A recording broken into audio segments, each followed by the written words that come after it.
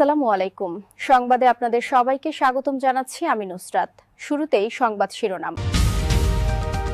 সেনাবাহিনীর গোপন সূত্রে জানা গেছে, ঢাকার সিটিতে যত চাঁদাবাজি টেন্ডারবাজির টাকা হয় সব টাকা বিএনপির স্থায়ী কমিটির সদস্য মির্জা আব্বাসের বাড়িতে রাখা হয়। মির্জা আব্বাসের বাড়ি থেকে ৫৩২ কোটি চাঁদার টাকা উদ্ধার করল সেনাবাহিনী। বিএনপির স্থায়ী কমিটির সদস্য মির্জা আব্বাসের শত কোটি টাকার অবৈধ সম্পদের তথ্য পেয়েছে তদন্ত দমন কমিশন। নাশকতার মামলায় গ্রেফতার বিএনপির স্থায়ী কমিটির সদস্য মির্জা আব্বাসের ৫ দিনের রিমান্ড মঞ্জুর করেছেন আদালত। রাষ্ট্রপতি শাহাবুদ্দিন চুপ্পুর হাত ধরে দেশে ভয়ঙ্কর রূপে ফিরবে আওয়ামী লীগ। সবার সামনে ঘোষণা দিয়ে যা বললেন সেনাপ্রধান ওয়াকারুজ্জামান এবং ৫টি পয়েন্ট টার্গেট করে ভয়ঙ্কর রূপে মাঠে নামবে আওয়ামী লীগ। হঠাৎ সবার সামনে ঘোষণা দিলেন সেনাপ্রধান ওয়াকারুজ্জামান। সবার সামনে প্রধান উপদেষ্টা ডাক্তার ইউনুস ঘোষণা দিলেন, আওয়ামী লীগের ফিরে আসা কেউ ঠেকাতে পারবে না। আওয়ামী লীগ বাংলাদেশের বড় একটি দল। আওয়ামী লীগকে ছাড়া কোনো নির্বাচন হতে পারে না বাংলাদেশে। অবশেষে সেনাপ্রধান ও প্রধান উপদেষ্টা এবং রাষ্ট্রপতির ইশারায় নিবন্ধন ফিরে পেল আওয়ামী লীগ। এবং সর্বশেষ জানিয়ে দিব, বিএনপির স্থায়ী কমিটির সদস্য মির্জা আব্বাসকে ঢাকার বাসা থেকে আটক করেছে সেনাবাহিনীর সদস্যরা। আটকের পর ভারপ্রাপ্ত চেয়ারম্যান তারেক রহমান বলেছেন, এটা রাজনৈতিক ষড়যন্ত্র করে তাকে ফাঁসানো হয়েছে। তার অবৈধ সম্পদ অর্জনের মামলায় বিএনপির স্থায়ী কমিটির সদস্য মির্জা আব্বাস ও তার স্ত্রী আফরোজা আব্বাসের বিরুদ্ধে অভিযোগপত্র দিয়েছে। এতক্ষণ শুনছিলেন সংবাদ শিরোনাম, এখন বিস্তারিত। বিএনপির স্থায়ী কমিটির সদস্য মির্জা আব্বাসকে দুর্নীতি মামলায় গ্রেফতার করা হয়েছে। বিএনপির স্থায়ী কমিটির সদস্য মির্জা আব্বাসের তার ঢাকার বাসায় চাঁদাবাজির এবং টেন্ডারবাজির টাকা পাওয়া গেছে ৫৩২ কোটি টাকা। বিএনপি দলটির মহাসচিব মির্জা ফখরুল ইসলাম আলমগীর এক বিবৃতিতে বলেন, ঢাকার বাসা থেকে বিএনপি স্থায়ী কমিটির সদস্য মির্জা আব্বাসকে তুলে নিয়ে গেছে পুলিশ। বিকাল থেকেই মির্জা আব্বাসের বাসভবন ঘিরে রেখেছিল আইনশৃঙ্খলা বাহিনী। এর আগে ঢাকার বাসার সামনে মির্জা আব্বাসকে ছেড়ে দেওয়ার দাবিতে মহাসমাবেশের আয়োজন করে বিএনপির নেতাকর্মীরা। সমাবেশকে কেন্দ্র করে দীর্ঘ সময় আইনশৃঙ্খলা বাহিনীর সঙ্গে সংঘর্ষের ঘটনা ঘটে বিএনপির নেতাকর্মীদের। এ সময়ে ২৮ জন পুলিশ সদস্য গুরুতর আহত হন এবং ২২ জনকে গ্রেফতার করে পুলিশ সদস্যরা। বিএনপি নেতা মির্জা আব্বাসের ব্যক্তিগত বাসভবন ঢাকা থেকে সেনাবাহিনীর একটি বিশেষ অভিযানিক দল ৫৩২ কোটি চাঁদাবাজির, টেন্ডারবাজির এবং জুলুমের টাকা উদ্ধার করেছে সেনাবাহিনী। গোপন সূত্রে সেনাবাহিনী জানতে পেরেছে, ঢাকার বিভিন্ন স্থানে চাঁদাবাজির এবং টেন্ডারবাজির টাকা মির্জা আব্বাসের কাছে যায়। পরবর্তীতে সেনাবাহিনী, পুলিশ, র্যাব অভিযান চালায়। রাতে প্রায় ২০০ সেনাদস্যু, ১০০ পুলিশ এবং র্যাব সদস্যরা ওই বাড়িটি ঘিরে ফেলে। আশেপাশে বিদ্যুৎ লাইন সাময়িকভাবে বন্ধ করে দিয়ে শুরু হয় চিরুনি অভিযান। বাংলাদেশের রাজনৈতিক অঙ্গন কাঁপিয়ে দেওয়া এক নজিরবিহীন ঘটনা ঘটছে। জাতীয় দুর্নীতি দমন সংস্থার নির্দেশে পরিচালিত এই যৌথ অভিযানে উপস্থিত ছিলেন সামরিক গোয়েন্দা সংস্থা, সেনাবাহিনী, র্যাব এবং পুলিশের ঊর্ধ্বতন কর্মকর্তারাও বলে ধারণা করা হচ্ছে। বিকাল ৫টা ৪৫ শুরু হওয়া এই অভিযান চলে প্রায় ৬ ঘণ্টাব্যাপী। বিকাল ৫টা ৪০ নাগাদ একটি ভারী সশস্ত্র সেনাবাহিনীর গাড়ি মূল ফটকের সামনে এসে থামে। এরপর সেনাবাহিনীর বোমা নিষ্ক্রিয়করণ ইউনিট ও স্ক্যানার ডিভাইস দিয়ে পুরো বাড়ি ঘিরে ফেলা হয়। ঠিক ৬টা ১০ অভিযানিকটি মূল ভবনে প্রবেশ করে এবং প্রথমেই বাড়ির বেসমেন্ট এবং ব্যক্তিগত অফিস রুম লক্ষ্য করে তল্লাশি শুরু করা হয়। তদন্তকারী সংস্থার একজন সদস্য নাম প্রকাশ না করা সত্ত্বে জানিয়েছেন, ৫টি সিন্দুক এবং ২টি লকার ভেঙে সেখানে বাক্সের পর বাক্স ভরা বিপুল পরিমাণ নগদ টাকা এবং স্বর্ণালঙ্কার উদ্ধার করা হয়। উদ্ধারকৃত অর্থ বিশেষ নিরাপত্তার মাধ্যমে বাংলাদেশ ব্যাংকের বিশেষ ফোর্সের একটি গাড়িতে করে নিয়ে যাওয়া হয়।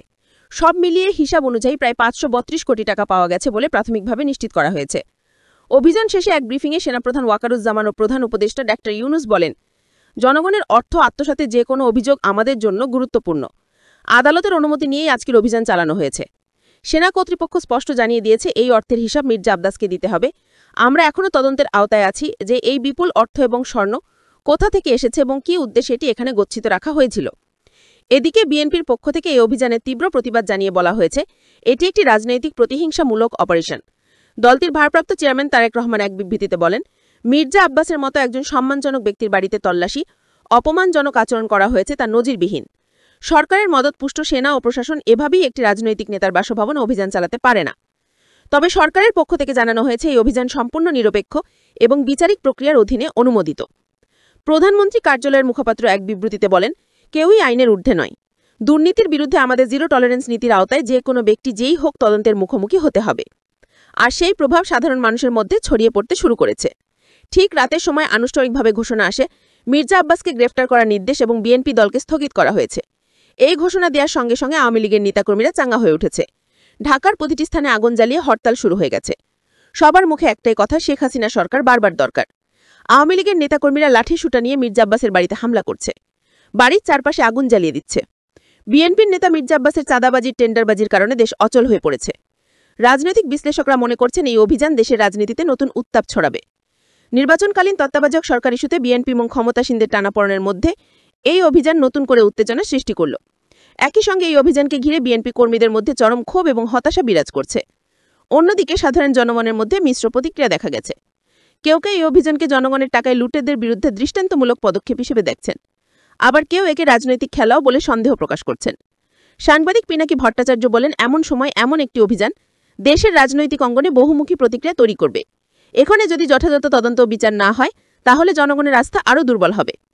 উল্লেখ্য, গত 2 দশকে বিএনপির ঢাকার নেতা মির্জা আব্বাসের বিরুদ্ধে দুর্নীতি, টেন্ডারবাজি ও বিদেশে অর্থ পাচারের অভিযোগ একাধিকবার উত্থাপিত হলেও আজকের মতো স্পষ্ট প্রমাণসহ এমন কোনো উদ্ধার কাজের আগে সামনে আসেনি।